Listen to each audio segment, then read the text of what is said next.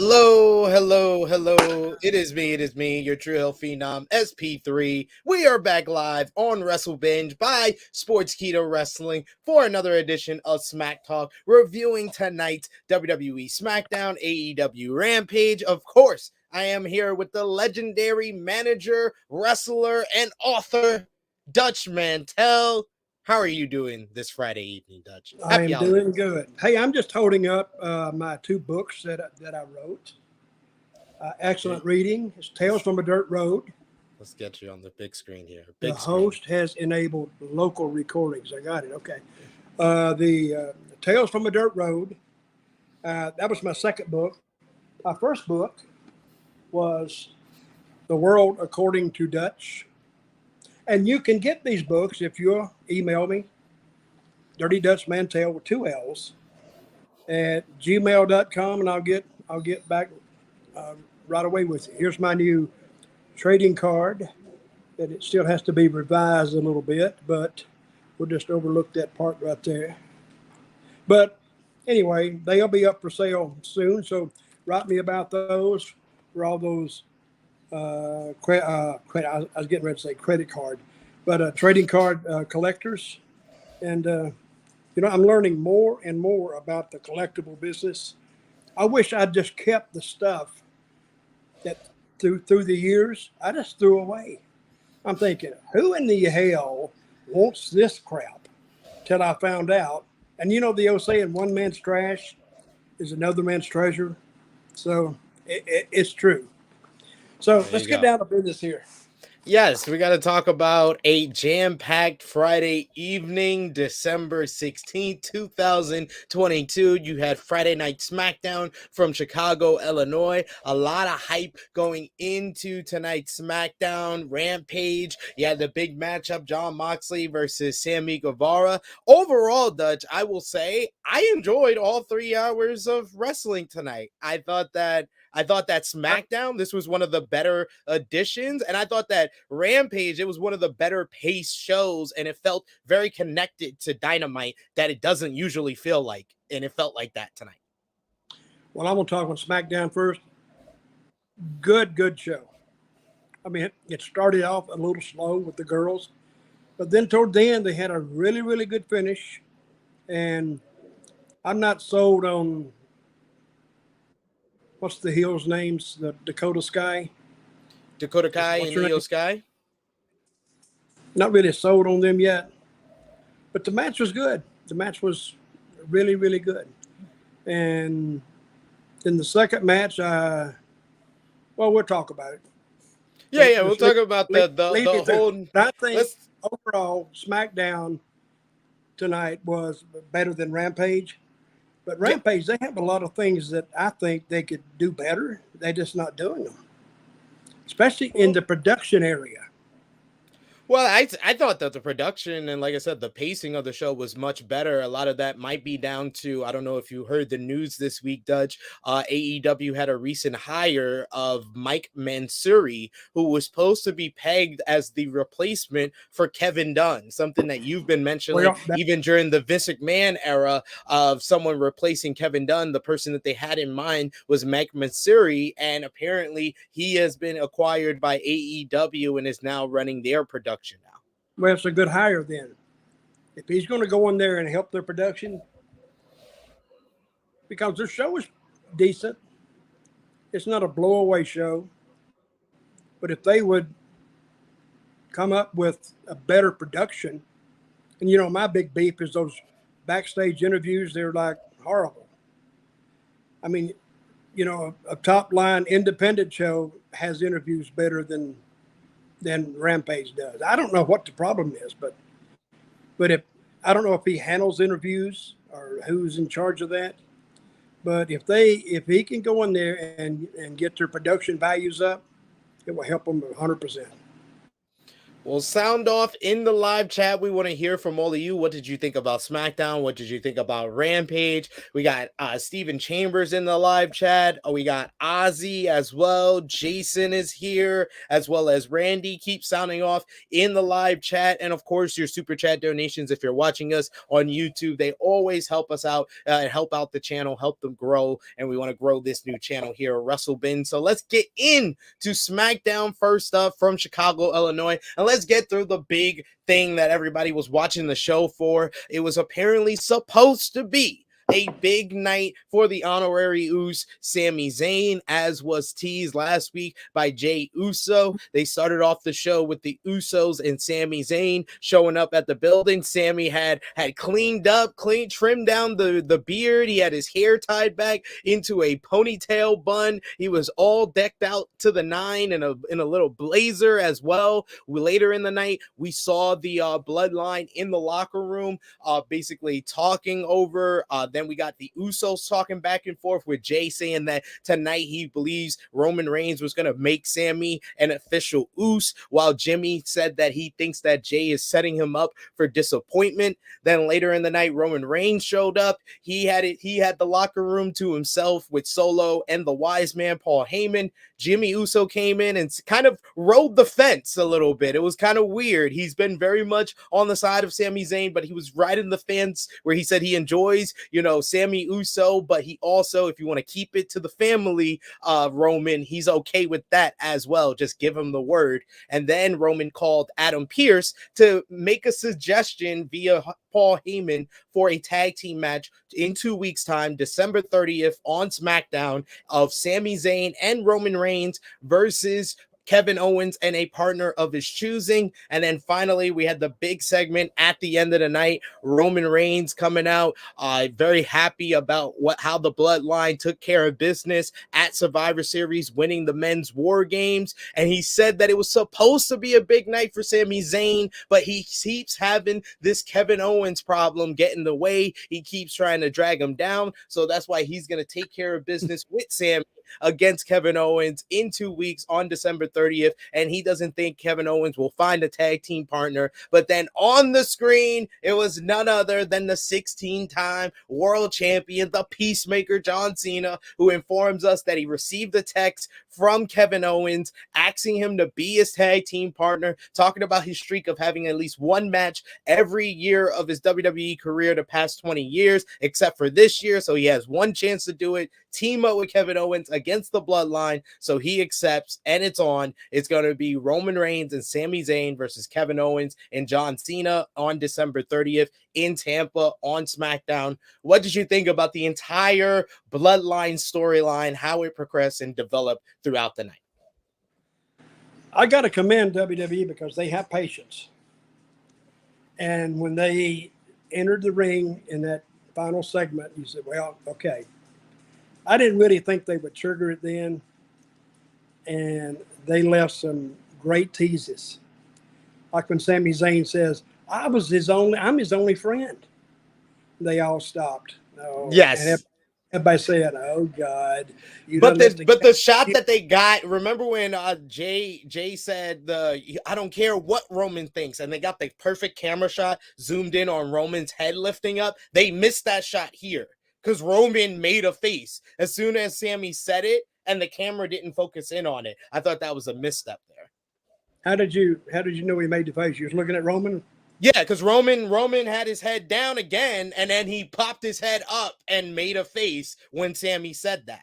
But the camera didn't focus on it. Yeah, but I think everybody got it. They knew that Sami, he maybe ran his, and that's when you thought they were going to. But before they could get into that, up come John Cena. And they set it for December the 30th in Tampa. And I think they'll sell it out. I really do. So, but good show all the way around tonight. Really, really good show. One of the better shows. Remember, we liked that show about a couple of weeks ago. Said it was your best show. This one beat that one. Yeah. So my hat's off to WWE because I think they've taken a product that was almost in the gutter, and they have turned it around. The only match I didn't like was that throwaway match with the three-man with the three teams in it. Oh, we'll Hey, definitely get to that. We got to talk about Top Dollar's dive. Oh my god. And you know, I instantly thought of you, Dutch, because you put your foot, WWE made you put your foot in your mouth because you said a couple of weeks back you never see the big botches on WWE, whether it's the production missing it, whether it's the performers not doing stuff they don't not supposed to do. But Top Dollar, after weeks among weeks of them teasing him doing a dive, he finally does it. And it's the worst dive I have seen on WWE television since the Bellas back in 2018. I was actually in the floor rolling, and I backed it up 3 or 4 times. I said, I can't believe this. But he hit it and the only thing that hit him was his foot. And then Michael Cole was saying, well, he went down on that dive. He never went down. Well, no. He said there's a reason he doesn't go for that often. God. So I'm thinking, who in the hell's idea was this for him to? I mean, if he could have done a dive, it would have been fine. I wouldn't want. That guy's awfully big to catch. Yes. It would take off. Wouldn't want to be the person catching him. No. But to me, I just love the bots because of how funny it was. I mean, that added to the show, to tell you the truth. But WWE still does not have the botches AEW does, because they go ahead and this was a live show. That's probably why it was edited. It wasn't edited, and I think they left it in. I think they left it in on purpose. See, he's only got 7 seconds. It's live. It's live. He's only got 7 seconds. Like, we got to cover this up. But he can't make it look good. Can't go to a different camera shot for that one. That was just, I mean, I felt like the match had pretty good, fast paced action, especially with like Legado del Fantasma in there and stuff. But yeah, just overall, this was kind of the weakest part of the show, like you said earlier, because the finish picked up. You got the girls in there. But Hit Row winning was just like, because after the report we heard earlier this week, Dutch, that Triple H is apparently underwhelmed with a lot of the talent, a handful of the talent that he's already returned here. And this is something that I've been saying for weeks, Dutch. I've been saying he brought back all these people, but it's like when you buy a bunch of groceries, you got some extra money and you buy a bunch of groceries, but you got bread that's a month old because you're not able to get through the groceries that fast. That's what he did. He bought too much groceries. Yeah, I thought the same thing. He's underwhelmed with some talent. Well, I wonder why. Because Top Dollar, I'm looking at him, I said, these guys aren't ready. And, there's another performer I'm underwhelmed with was what was the girls' match? Who was in that first match? The baby faces. Liv Morgan and Tegan Knox. Yeah, I'm not impressed with her still. So, but we'll see. We shall see. Hit Row. Can I say something right here? AEW. Who did who beat Jericho Wednesday on Dynamite? Oh, Action Andretti. You see that? I love that. I thought it was the best jobber beats an established talent since 1-2-3 Kid beat Razor Ramon, because and even Sean Waltman himself went on Twitter and said that was a better matchup than 1-2-3 Kid versus Razor Ramon back in the day at on Raw, because 1-2-3 Kid, admittedly, Sean Waltman himself said he landed like 2 moves. This was Andretti looking good, getting highlighted, and then beating Jericho with a move, not a roll up, not a fluke win. This was different in a lot of ways. I loved it. What about you? Well, I liked the match, and I liked the way they did it. What they got to watch out now is putting this Andretti against the other heels, because you can't blow past the fact that he was in there with Jericho. Jericho was telling him everything to do. But when he gets in there with some of those other guys that doesn't have the experience that Jericho has, and I hope we don't see that, but there is a possibility for that. How old is that kid? I'm not too sure. I can look it up here in a second. Early 20s, maybe 23, Yeah, 22. he's definitely in his 20s. And Okay. Jericho just basically saw him on a dark match against QT Marshall, and he was like, that kid's a star. I wanted to do this angle, and they pulled it off on Winter is Coming, a very memorable moment and a memorable like debut for Action Andretti. It was good stuff there. We Well, do have a congratulations to him. Hope he does yeah, well. we do have a super chat donation here from Hannibal. Thank you so much, Hannibal. Definitely appreciate that. Who says, really appreciate LA Knight working with Bray. Knight is someone who can run with Bray on the mic. I wonder if Bray handpicked Knight too creative. Let's talk about that huge segment that we got on the show with Bray Wyatt and LA Knight. Following up from last week, we saw footage. There was a QR code with a video that showed the footage of what happened after. We asked what happened when the lights went out, when they went to commercial break last week. They showed it with LA Knight being basically tied up and kidnapped into a room by Bray Wyatt, wearing the mask, beaten down and stuff. This week he's back and he's looking for Bray Wyatt. He calls him out to the ring.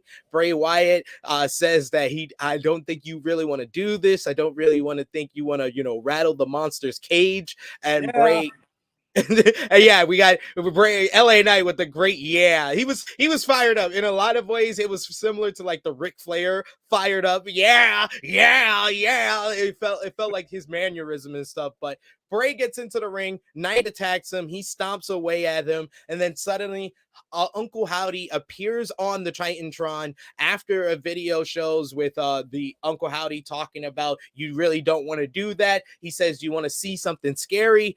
Knight starts attacking Wyatt again, and then Uncle Howdy in the physical form walks out. He tips his hat to Knight at the top of the entranceway. Uncle Howdy starts laughing hysterically for several minutes across the loudspeakers. He stood on the top of the entranceway with a cloud of smoke surrounding him, and Wyatt watched from the corner as a terrified Knight took off through the crowd.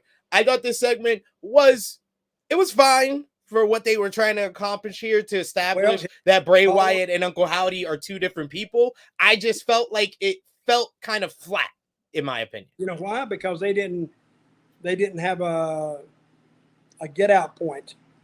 Yeah. They just left you there.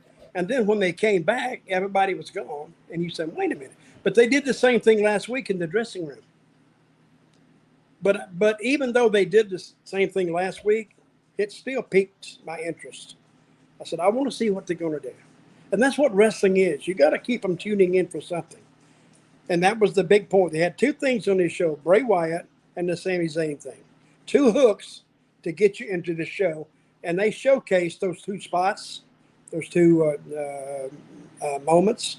And they did a good job with it.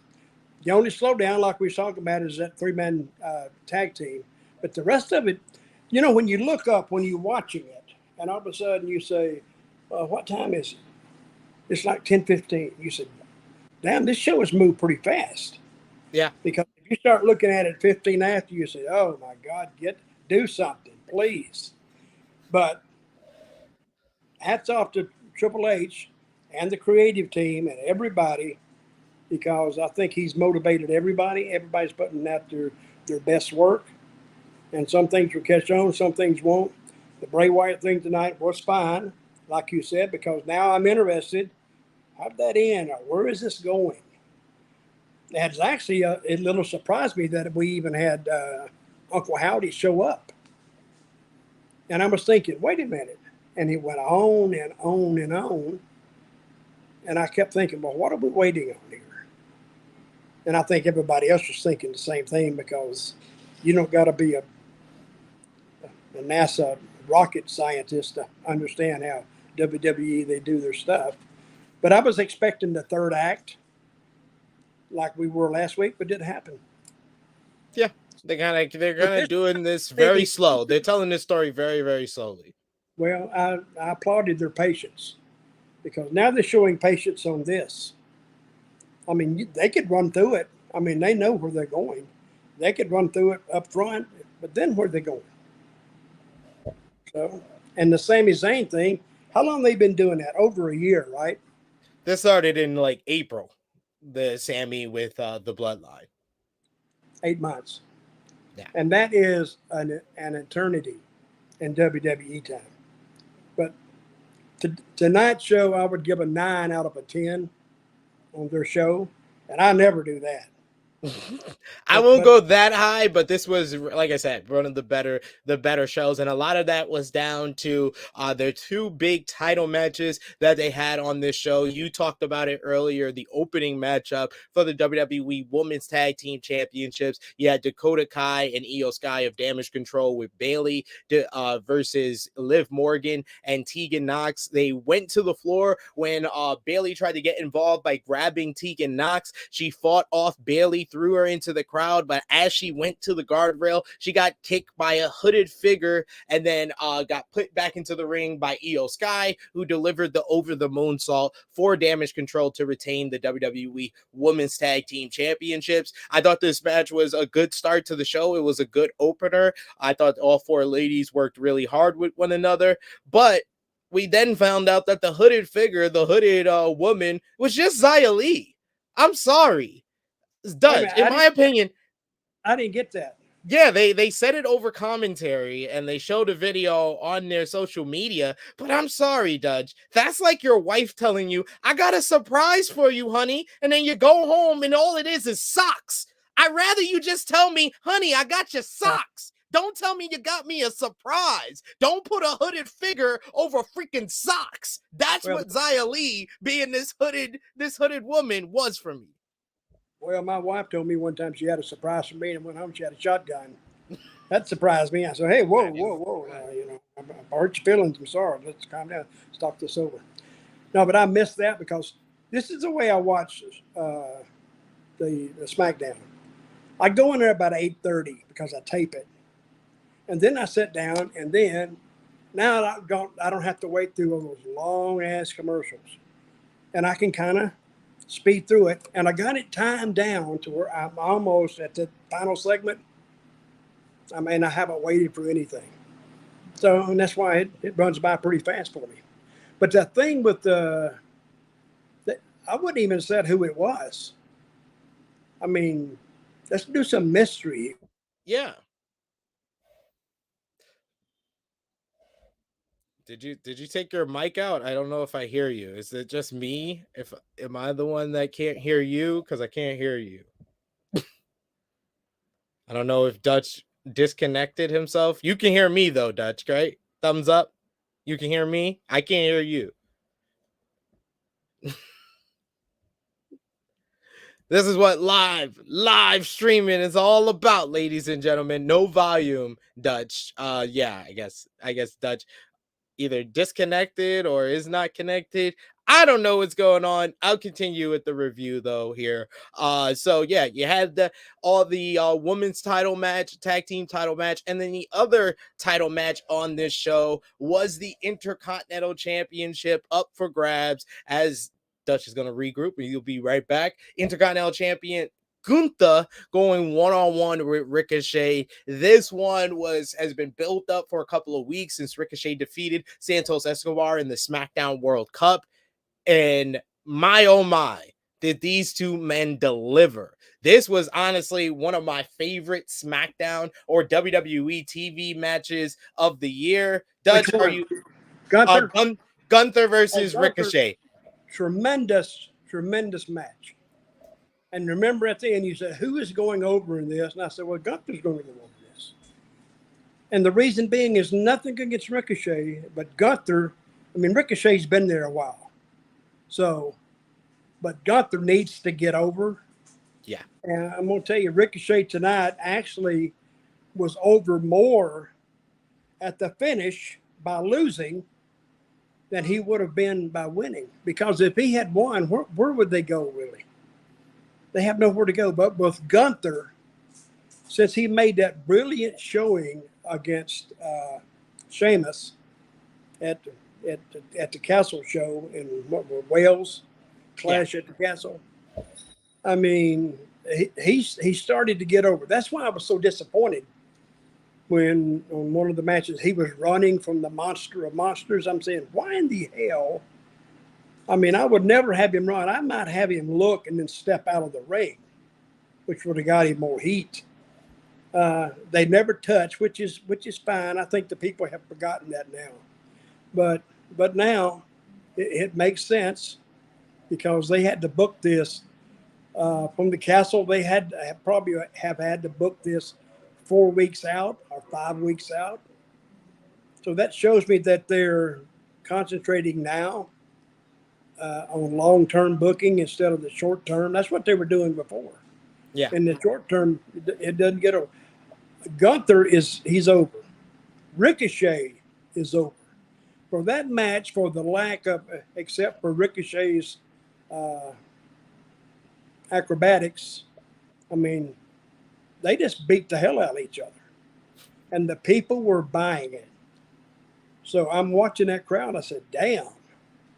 I mean, that Ricochet and Gunther, they got a reaction out of that crowd.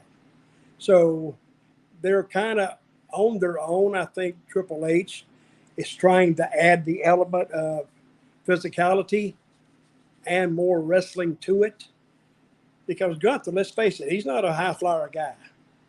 No. But when he does it, people are sitting there believing it. Because, you can sit there and say, man, he slapped the hell out of him. But at the end, Ricochet was laying it in too. Yeah. And why he was laying it in?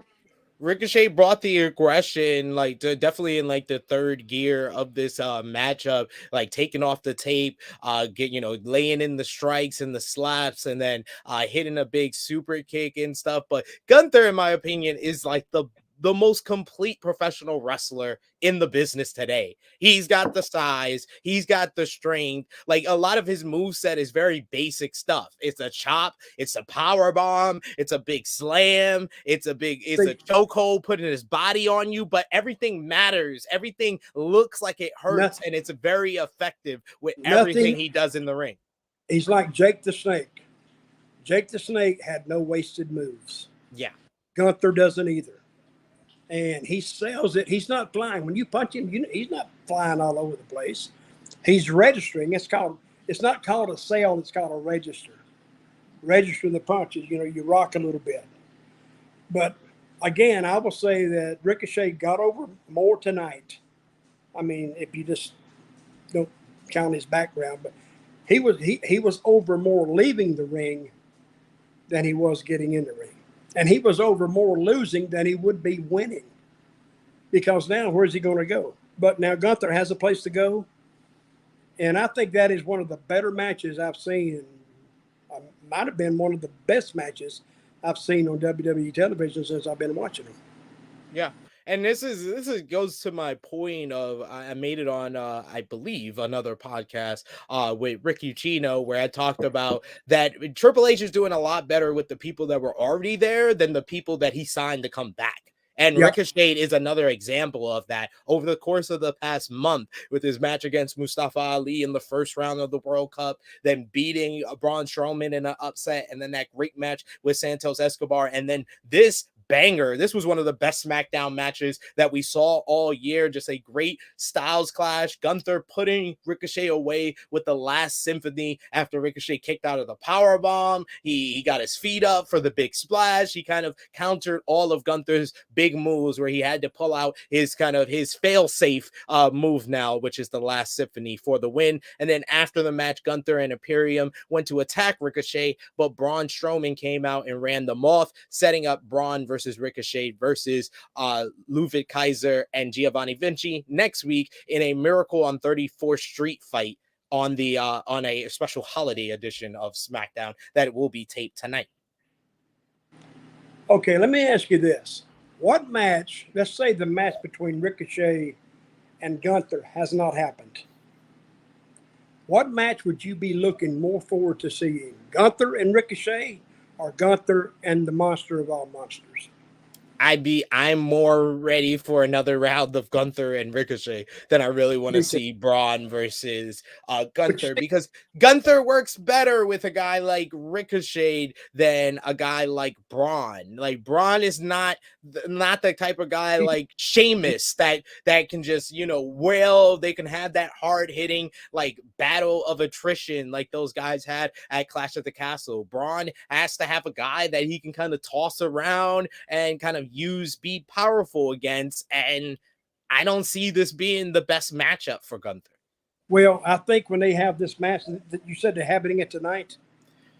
They're having the tag team match tonight, which is Braun and Ricochet versus Imperium. But you can tell from where we're going in the direction here. They've been building to Braun Strowman versus Gunther, which I think might be the matchup where they take the Intercontinental title off of Gunther, because the latest rumor from WrestlingNews.co this week in regards to WrestleMania matches, Dutch, they say that Triple H has penciled in or has discussed the option or the possibility of doing Gunther versus Brock Lesnar at WrestleMania 39 in Los Angeles. And I'm sorry, that's not going to be for the Intercontinental title. So if they are doing that matchup, they are going to take the Intercontinental title off of Gunther sooner rather than later. Well, I hate to see that, because to put it on the monster of all monsters, in my opinion, is a mistake. If the car is running good, the car is flying down the road, it's not missing anything, you got great tires on it, you can get a lot of mileage out of it. Ride that car till it runs out of gas. Gunther has got a full tank, and he's running. And I would start running some of those baby faces by him. I think he could, and I have nothing wrong with switching that title, but not for long. I think he needs to end up with it again. I would have Gunther hold this title for the next year, honestly. I would too. He needs that dominant run. Like I am ready and willing to see. I would pay money to see Gunther versus Brock Lesnar, but I just don't think that this WrestleMania is the time to pull the trigger on it. I think that you can have Gunther hold on to the Intercontinental Championship and face someone like a Drew McIntyre or another round with Sheamus. He could still go with Brock. They could just got to work some kind of. It's not going to be for the Intercontinental title. I just don't see it. I don't see Brock Lesnar facing Gunther for the Intercontinental title. That's the whole reason Bobby Lashley had to lose the U.S. title, because he had a match with Brock Lesnar. Well, if you haven't figured it out yet, there are ways to do things without putting that title up. Anything can happen. He could refuse to put it up, a personal challenge, a money challenge, this challenge, that challenge. But I would keep him strong to WrestleMania. Yeah. This is the point that if you really want to get him over, Brock does the job for him. If you really want to get him over. And you could do it in a way that doesn't even hurt Brock, and they just got to talk him into it, throw him another $1 million or something. Yeah, you do it. I don't see Brock Lesnar having a match for the Intercontinental Championship. I am willing to admit when I'm wrong, but I don't see it right now. Why not? Because that Brock Lesnar doesn't go for mid-card titles. He's never even had an opportunity at the Intercontinental Championship since his rookie year. Let's say you've told them that you're not going to go for mid-card titles, and they said, well, listen, I'm going to put you in here. You're not going to win, but we're going to give you an extra $1 billion. Would you do it? They're not going to do that, because they're not even. You don't know. Yes, I do. Yes, I do. Based on the report that we heard earlier today of Sasha Banks asking WWE for the same type of pay that Becky Lynch and Charlotte Flair was making, but WWE apparently does not view Sasha Banks as the star on their level. They feel like she has peaked as a star and won't be at the top of the company in the next 5 years. So if they don't think Sasha Banks deserves the same money as Charlotte and Becky Lynch, I don't think they're going to spend more money, extra money, to have Brock Lesnar in an Intercontinental title match. Well, she approached her employment in a bad way by just walking out. and embarrassing the company. Now they're not inclined to work with her, and damn sure not inclined to reward her. Because what that does is tell the other people, hey, if you think you got the point, to walk out, make them chase you. And Naomi's not back. So something we remember we talking about she's coming back, she's coming back. Neither one of them came back. So, but I think Sasha, how long has she been there? 10 years? Sasha Banks been with WWE since about 2013, 2014. So about like 9 years. You know, every performer and every football player, every basketball player has a shelf life. You put it on the shelf, you can almost look at that expiration date, especially on a can of beans.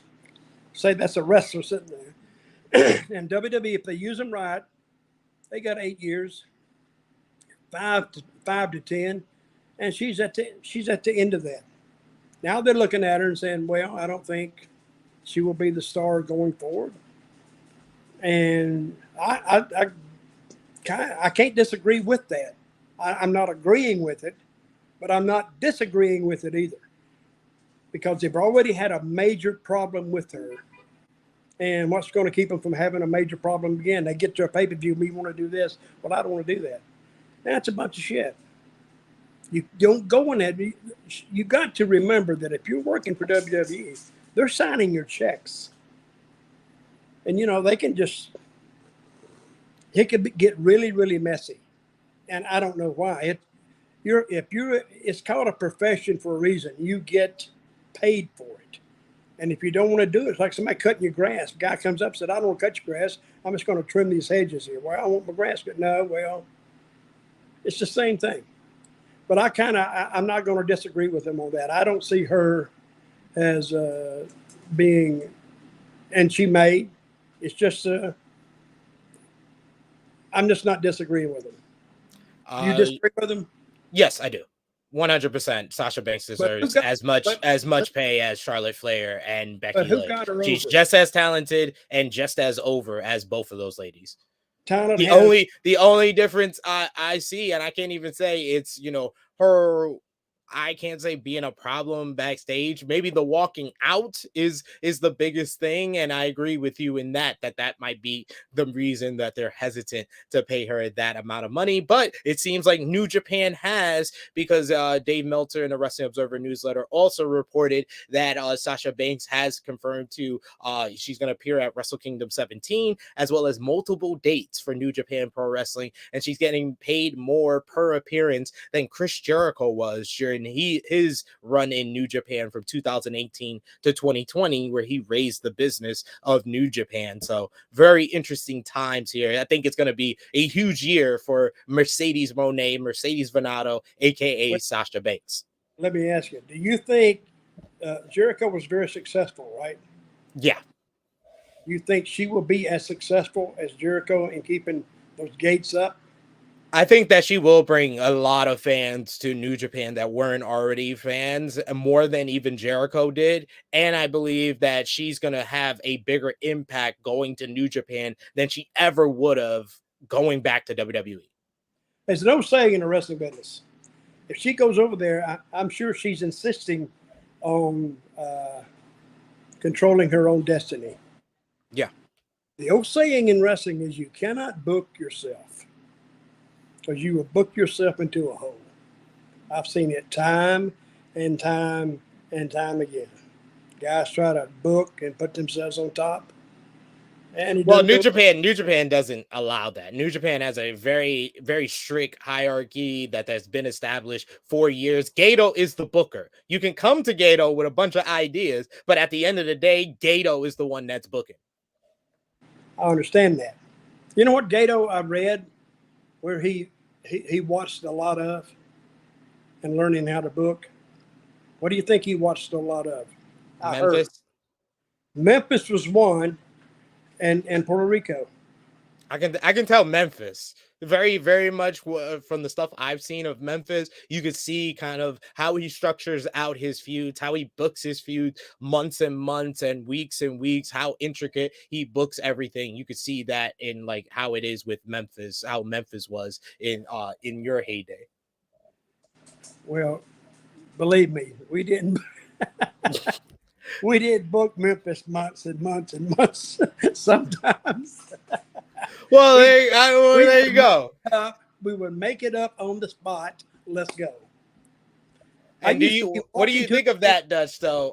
What do you think of Mercedes Varnado, aka Sasha Banks, possibly going to AEW now that it's been confirmed that she's officially done with WWE? Okay, if she got that big money in Japan, she's not going to AEW because Tony Khan, he's not going to roll over on that money.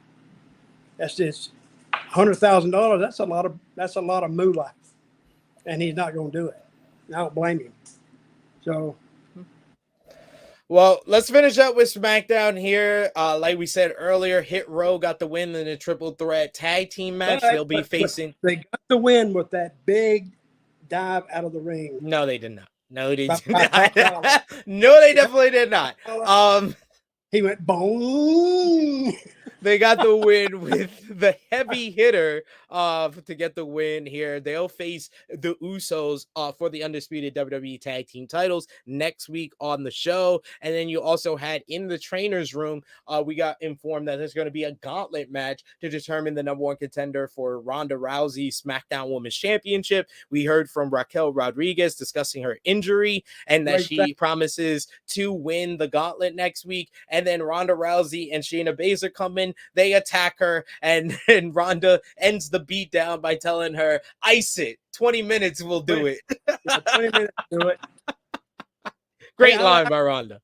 I like Rousey and Baszler as a team because they're heels. They act like heels. They don't give a shit about nobody else. They just talking to themselves. Don't give a crap about the fans. They just go and just beat people up. And they're getting over. I mean, I think they're getting over more now than they were in the past because they was trying to push Ronda as a babyface. That was a big, big mistake because she didn't. I mean, her being a heel is her natural. That's her default mode, is being a heel. Goes out there and she wants to slap kids and all this kind of stuff. She's very entertaining too. I like her walk to the ring, because that's when she's telling her story. But they're getting over, and I like what they did tonight to Miss Raquel. Yes, this was a very fun beatdown there and a nice little one-liner from Ronda Rousey to end the beatdown. So let's talk about now, Dutch, AEW Rampage. You had to open the show. Jon Moxley going one-on-one with Sammy Guevara. I thought this match delivered. You had Sammy pulling out the earring of Jon Moxley, him bleeding from the ear. That was during the commercial. We come back to Moxley just bleeding from the ear, and that became a lot of the story of the match. At one point, you had Ty Mello wiping the blood all over Moxley and then slapping him, and then Sammy wiping the blood on his lips and making out with Ty. You had Moxley getting a big dive, taking out Guevara. Guevara got control, hit a perfect swanton off the top rope through the timekeeper's table on Moxley, puts him back into the ring. He looks like he's going to go for the win when Moxley puts on the bulldog choke and Guevara passes out. So Moxley wins via referee stoppage. And then post-match, he calls out Hangman Adam Page. Hangman Adam Page goes against the advice of Evil Uno, gets into a brawl with Moxley. He buckshot lariats a security guard on accident going after Moxley. He then clotheslines Moxley into the crowd, and the security pulls them away. I love the energy and the aggressiveness of Hangman Page coming off of the promo. I know you don't watch Dynamite, but it was a great promo. If you could go out of your way to see it, Dutch, where Hangman Adam Page says the reason he's going after Jon Moxley is that the night that he got the concussion against Moxley, he said he could remember all the things. He could remember what city they were in, what day it was, but then the people in the ambulance told him your phone is going off the hook. He puts on the phone and it's a picture of his son, and the people in the ambulance tell him, oh, your son's so adorable, what's his name? And he didn't remember his son's name, and he took that away from him. It took him hours to remember his son's name, and that pain still stays with him. So that's why he wants to deliver that same pain to Jon Moxley. Good interview.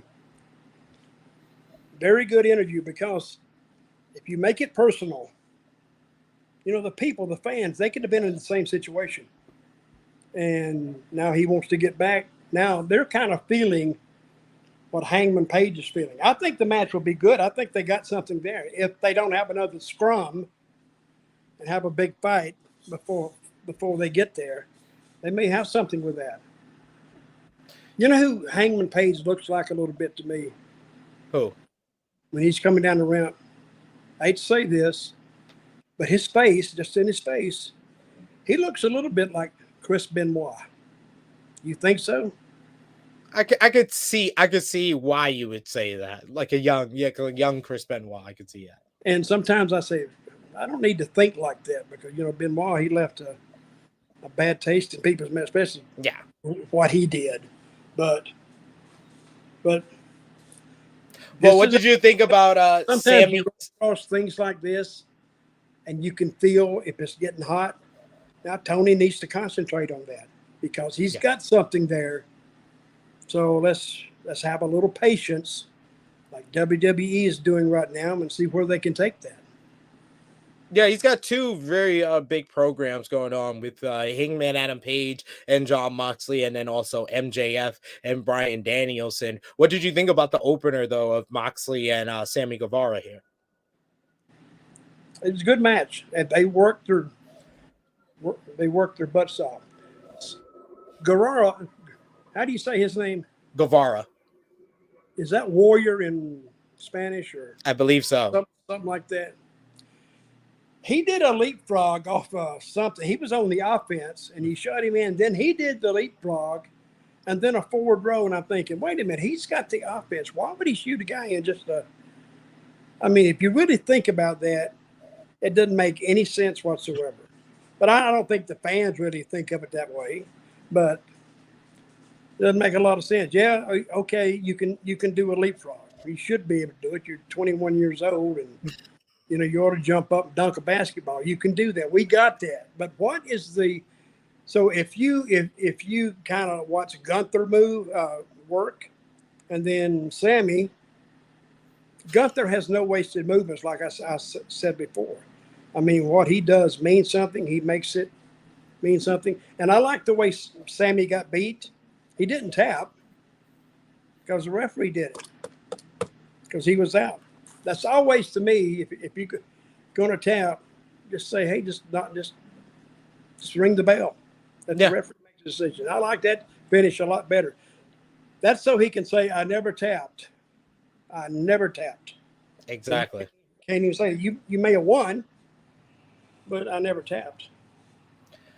We got Saraya with a little vignette with comments about the upcoming Jamie Hayter versus Hikaru Shida title match on Wednesday's Dynamite, and she also talks about Britt Baker and Jamie Hayter and the big tag team matchup on January 11th, and says there's a plethora of talent for her to choose from for her mystery partner. I like that word, plethora. A plethora of talent, a lot of talent. There you go. She had a good interview. Yeah. I'm kind of a Jamie Hayter fan. Oh, I love Jamie Hayter. I'm a huge Jamie Hayter fan. I like her. Who is the other girl that goes out with Dr. Baker? Rebel. What's Rebel? Yeah. Does she work too? She's been in some matches, right? Yeah, she's been in matches. She worked in TNA and she's worked a few times in AEW, but she's mostly just a manager. Okay. Manager of Champions, Rebel there. Then we had FTR in-ring promo. Man, FTR are on fire in the ring, but they're also on fire on the mic. They talk about their two losses last week, two of the Acclaim for the AEW World Tag Team titles, as well as to the Briscoes in the double dog collar match at ROH Final Battle, losing the ROH World Tag Team Championships. Apparently, Dax Hardwood broke his tailbone, and he actually showed it to the crowd. They blurred it out to us home viewers. Wheeler and Harwood cut a promo appreciative of the fans and their support this year, which they call their best year in wrestling, and they promised to give the Gun Club the beating Billy Gunn never did, and they're gonna tan their hide or whip their ass this Wednesday at the Holiday Bash. I love Dax Harwood. Dax Harwood brings so much passion into everything he says. He makes you feel, like he said in his promo, he's trying to make the fans feel. He makes you feel something every time he talks, and I thought this promo by FTR was excellent. Well, that's the beauty of doing interviews. You got to reach them. You got to go for the heart. You can't say, "Oh, I trained and worked and ran and did." People don't give a shit about that, but they give a shit about the dream. They give a shit about where the guy wants to be. He wants to get somewhere, and everybody has that in their life. So if you can put yourself or your what you want to do, put that in a way to where they could apply it to their regular life, yeah, you're reaching them. And once you touch that heart, you got them. You don't got to do nothing else. Once you get inside that heart, people say, I like that guy. And you may not even know the reason why. Reason why is because he touched you. And then your heart told your brain, now that's the way you feel. Makes sense, right? Yep, it's true. I mean, it's like if you're watching an actor and all of a sudden this happened. Now, it's rehearsed, but if he makes you feel it, you're in that movie. You're in it, and you're going to enjoy it. So, and these guys, they did a good job. Great job. Hell of a promo by Dax and Cash. You could have done, of course. Of course. Way, yeah. Of course. Me and Dutch would be the promo duo to end all duos. We'd have like a 5-minute standing ovation. Just all the talking. We say like one sentence each. Yeah. And they'll just clap for us. And they just fall out. All the guys pull their drink and just, oh God. That's just the way you do it. So, well, we got a quick vignette interview quickly with Jade Cargill and the Baddies, and they actually tease some dissension between Jade Cargill and Red Velvet, which they seem to have kind of positioned Layla Gray as kind of a brown noser and a snitch to Jade Cargill because she showed her footage of Red Velvet not looking that enthused during the 6-woman tag team matchup. But I like this development because it makes sense for Red Velvet to be kind of salty and have tension with Jade because of her firing Kira Hogan, who was kind of the co-baddie to Red Velvet. Well, you watch this a lot closer than I do because I'm considering myself as a casual fan of AEW because it moves by so fast and sometimes things are not explained. Like, I don't even know what these girls have been through. But they're not trying to re-educate me either. So unless you're a loyal fan of AEW, you miss it totally. See what I mean? Does that make sense? Mm-hmm. So they did the interview, and it's like 45 seconds, but how much can you get in 45 seconds? You can't get that much in. I mean, they didn't reach me here. They were just a bunch of arguing women. And so let them straighten it out. But you watch it a lot closer than I do. But they still, I'm going to say, did you tell me they're getting the new producer? What's his name? They have the new executive producer, Mike Manseri. Okay, I was going to mention this. I thought about it tonight. WWE was missing a lot of those shots tonight, like you said. They didn't get the face. For some reason. So Kevin Dunn, you think he's still on his way out or no? I don't think so now, unless another candidate is going to pop up. The person that a lot of people within WWE had as the main candidate to take his place that Triple H was actually looking into bringing back to the company was Mike Manseri. Mm-hmm. I don't think I know him. But I didn't know a lot of those production guys because they're in the truck or doing something else, and I don't really have time to sit down and get to know a lot of them. Makes sense. Kevin, I thought he would be. Do you hear anything in all these? What does Meltzer say about it?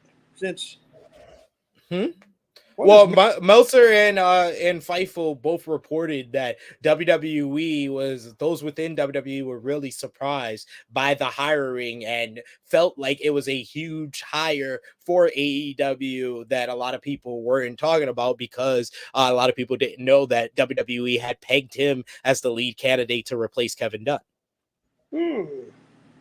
Interesting.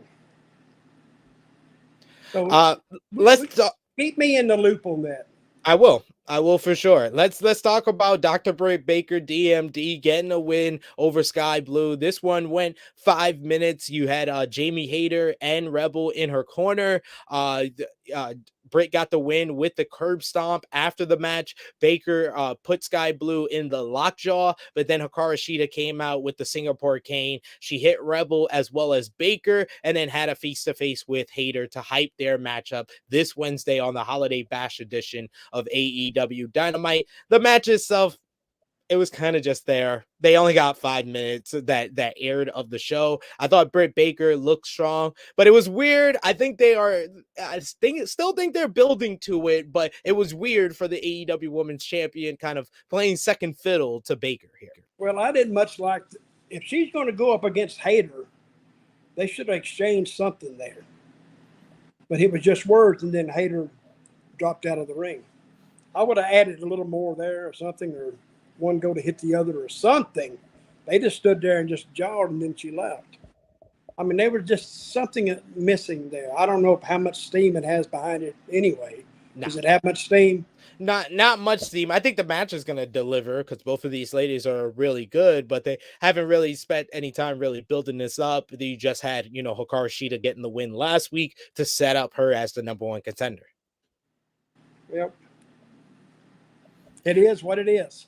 Exactly. Then we had Jim Ross with a sit-down interview with Preston Vance. Once again, he pops me for how much he doesn't care for little kids. Preston Vance is rising up my list of favorites. He runs down the remaining members of the Dark Order. He puts over his credentials as a college athlete. He then says that -1 Brody Lee Jr. has turned into a snot-nosed little brat, and he said it's time for -1 to grow up. This was great. I love this.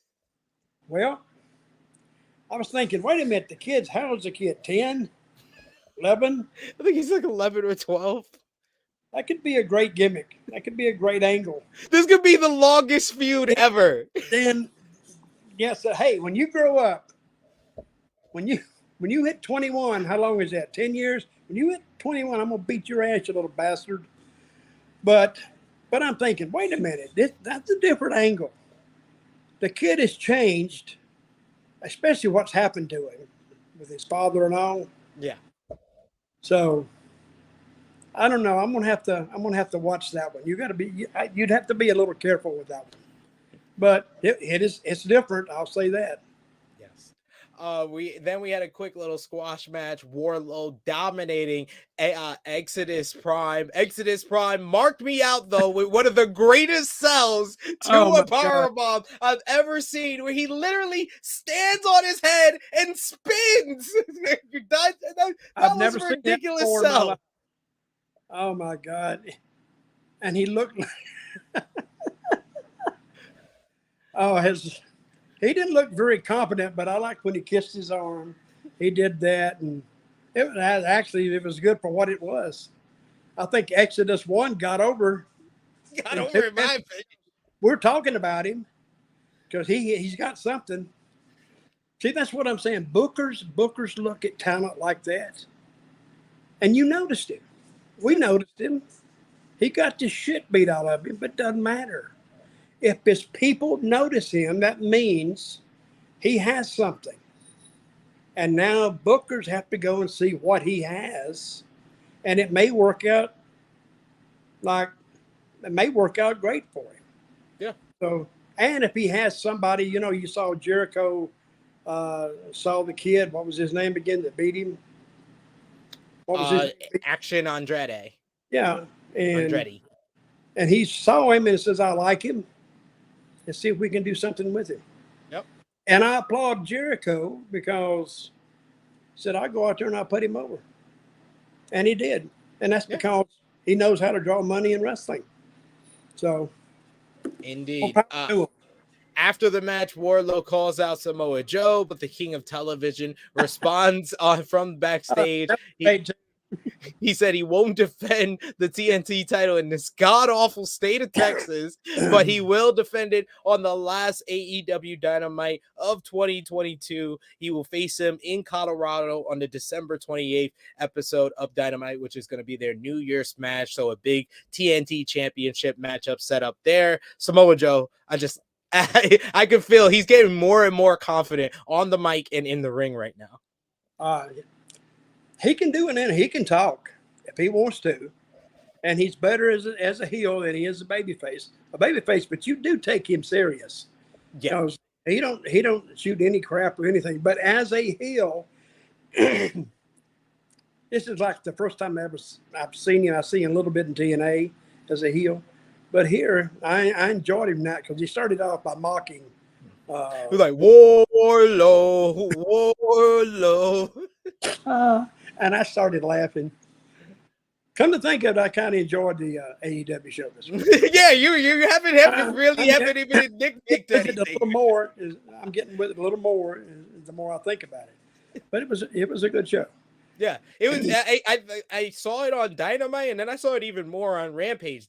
I think there is already a difference with this new guy in production. It just feels better paced. I think Tony's getting input from him how to pace the show because Dynamite felt better paced, and this felt better paced. So you had the main event. It was Best Friends, Dustin Rhodes, and Orange Cassidy versus Butcher, Blade, Kip Sabian, and Trent Seven. You had the baby faces getting the win here as Orange Cassidy hit a big old orange punch on Trent Seven, followed by Dustin Rhodes hitting the Bulldog for the 1-2-3. This was your fun, typical party match that AEW is known for. I love the finish with Kip Sabian taking the soft kicks to the balls, distracting the referee long enough for Dustin to hit Shattered Dreams. That was great stuff. Great humor and a great mix of characters here. And I like how the commentary during the entrances connected everything to the last couple of weeks, how this whole 8-man tag was set up in the Dynamite Diamond Battle Royal from last Wednesday's Dynamite,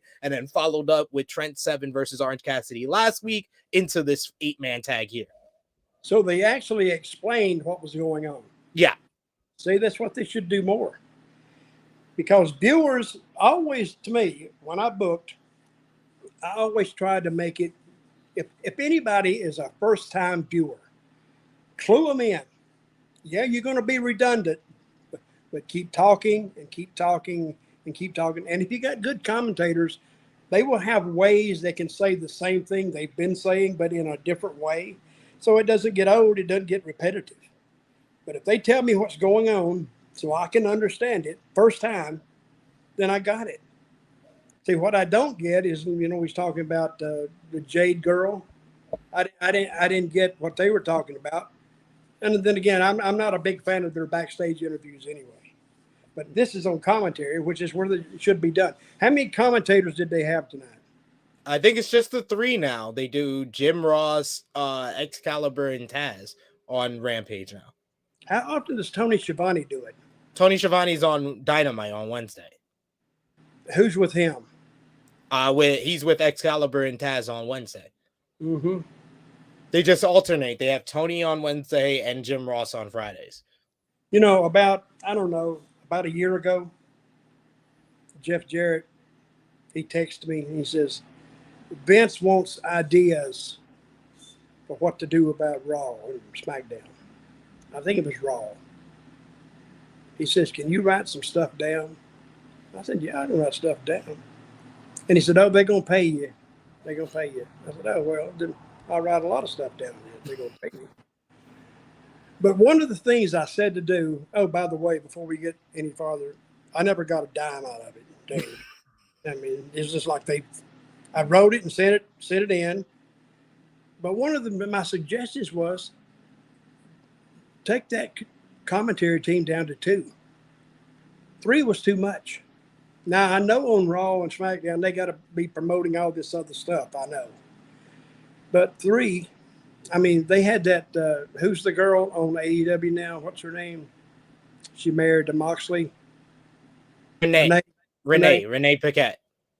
They put her out there one time. She is good, but the way they had her out there, they just fluffed her off like she didn't mean anything. But I'm never a fan of 3-man teams because it's too many people talking. Now Monday Night Football could do it because they didn't stomp all over each other. But here when they're trying to promote, we're coming to somewhere in Colorado, blah, blah, blah, blah.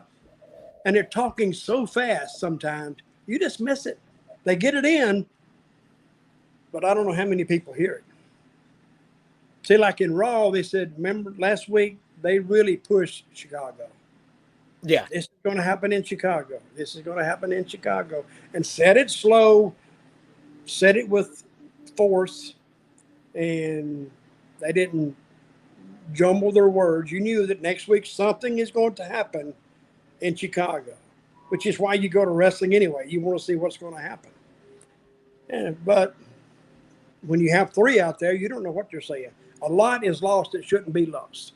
It's difficult to get things across, but I would say, like I said at the top of the show, I really enjoyed both shows tonight. I do agree with Dutch. SmackDown was the better show, had the best match on either show with Gunther versus Ricochet, so that's why I give that the edge. But Rampage, I will say, has been better the last 2 weeks. So my suggestion to AEW, just keep putting Jon Moxley in the first 15 minutes, having great matches, and follow up on this Hangman Page feud, and I think Rampage will be okay. Did we say why Rick is not with us tonight? Did we get that in? No, we didn't mention that. I was gonna close with that, actually, Dutch. Oh, okay. I'm not trying to tell you how you do your job, but somebody wrote in a little earlier, like Rick or something, and yes. I don't know who he is. Or Rick had to work late. He's been dealing with his kids being under the weather throughout the week, so I want to send our best wishes to his little girl. Hope she's feeling better. Hope the whole family is doing well, and Rick will be back with us next Friday.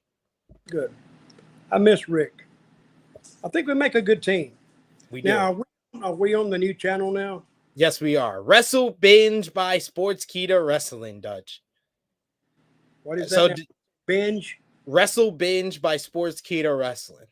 So Dutch, we need to do a marathon and go like 24 hours, nothing but talking wrestling, and let it run through. Just see what it'll do. See if we can set a record, the longest bullshit wrestling interview ever. Just keep it going. Keep it going. We just get people off the street. Hey, you watch wrestling? No. Well, I don't care. Have you ever seen it on TV? Well, time or two. Well, tell us about that. And hey, it could be. Let's close off with the other big news stories. We talked about Sasha earlier in the pod here. Let's talk about the 2 other big news stories of this week. Mandy Rose released from WWE following some private content website material that WWE said went against her WWE agreement and went against WWE's agreement with Mattel. She was forced to be released a day after she ended the 3rd longest reign as NXT Women's Champion, with Roxanne Perez defeating her on this week's NXT. Apparently, that was a last-minute made decision, and this was a very abrupt release where she wasn't really given the warning to kind of tone down. There's been various reports going back and forth, but what's your kind of what we know right now, being that she got released due to the content she was putting on the private use site? What's your thoughts on this, Dutch? She was on like OnlyFans? No, she was on Fan Time. It's called Fan Time. And they didn't warn her, you said? Well, we heard a report from Wrestling Observer that said that she wasn't given a warning to tone things down, but we also heard from Fightful that she knew that she was in jeopardy of getting in trouble with management because of the content she was putting on the site. So it's been kind of a mixing of reports in a bit. Have you seen it? I have done my proper research because I am a professional. Dutch, my God. I am a professional, and yes, I have seen the content. Well, what kind of content is it? Is it pretty raunchy? All I will say is that there was one photo with Mandy Rose and her significant other where Mandy was completely naked. You could not see any of her naked parts because they were in a shower. It's not very close up, it's a little far away, but Mandy's posterior was blocking the genitalia of her significant other. I see. Yes. Okay. But if she wasn't warned, I guarantee you she's probably making more money. That was the other I report, is that she's think- making more money than her WWE deal with the site. And WWE, I think, are thinking, hey, we gave you the notoriety to get on the channel, and now you're benefiting off us. And it probably rubbed them the wrong way. You got to remember that WWE is your employer. Even though you are a third party vendor, you're a self employed vendor, still, remember I told you the guy, you want him to cut your grass, but no, he wants to do your hedges. Well, you're paying him to do all of it, but so if he doesn't do it, you can just, you can get rid of him. So I hate it for her. I hate that they didn't warn her. But by the same token, she might say, well, yeah, I wish you would, because I'm not going to make more money than you're paying me, and I don't got to go anywhere. I'm not traveling all over. Make sense? Yeah, because honestly, Some she could be someone that could go to Impact Wrestling and make more money than she's making in WWE because of the site and Impact Wrestling paying her, and she might be better, become a better performer because of being in a place like Impact Wrestling. Well, I think if she's making a lot of money, wrestling might be the last thing on her mind. That's also true. She may just be using it just to get her name value out there. Because get all those horny young boys out there tuning in, watching that. And some of those I've been reading, some of them are killing it. Literally killing it. You know, Jim Cornette is killing it. I heard somebody give me a figure of what he was making a month. It's unbelievable. And all he's doing is sitting there talking bullshit that I've heard 10,000 times in the dressing room, and I just blew it off like, he's great to listen to, as long as he's not talking politics. But he's great to listen to. But when he put it on a podcast that the people have never heard before, they go, my God, this guy's entertaining as hell. And you know Jimmy? I know of Jim Cornette, of course. Yeah. Never met him? No, I never met Jim. A good guy. You got to introduce me. Oh, I will. And then he'll just start, God damn, he'll just start cussing. I mean, he was cussing. I mean, I thought I cussed a lot. Man, I don't do anything close to him. I'm not even in the same caliber as Jimmy. And he comes up with, all kind of adjectives for everything. And you wonder, where in the hell? I mean, if he's just coming off the top of his head with that, it's unbelievable. But I know Jimmy. Jimmy told me he was practicing interviews. You know how old he was? How old? About 8, 10. Doing interviews. Gotta love it. And then good at let's end off the show, Dutch. Your favorite person in the world, Vince McMahon.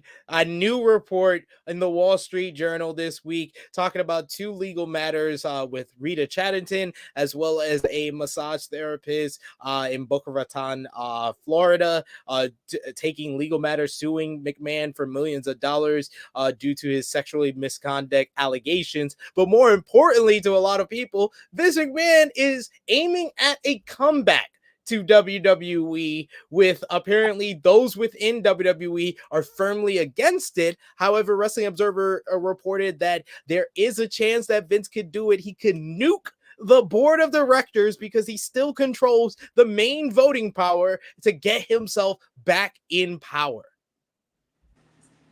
Well, I think that would do more harm than good, even though he wants to get back in there. I think he's cutting off his nose and spot his face. But I don't know. See, I'm not, privy to all the contracts or what kind of agreement they have or anything. I don't see him coming back. I don't know how he could come back at this point. And the thing with Chatterton, the lady referee, what year was that? That was in the 80s, right? Or the Like 90s? 1986, I think it happened. He's already paid. Did he pay any money in that? I don't remember anybody saying that they paid out to her, or I don't know. Yeah. Did she sue? Okay. Did she sue him then or no? I believe that she went public on it because she was the one that was on Rafael Giraldo. Well, then it went away because she was paid off, I'm sure. Probably so. Now he's saying, I don't give a crap. I'm not paying her any more money, or I'm not going to pay her anything. So I don't know. You know, he's got good lawyers. So, and if anything's going to happen, he'll pay her off. She'll take a little trip. So all of a sudden she's sitting here, and all of a sudden this comes up. Well, I'll make $1 million on this. So I'm going to go ahead and get out there again. I don't blame her. All right, Dutch, please let the people know where they can follow you on social media and what you got going on, sir. Well, you can talk to me, Dirty Dutch Mantell with 2 L's at gmail.com. On Instagram, Dirty D Mantell. Get me there. Facebook, just as Dutch Mantell. I'm refusing to send Elon Musk $8. I'm just not going to do it because principle, because he wouldn't do it before. You know, I've tried to get the blue check mark. Yeah.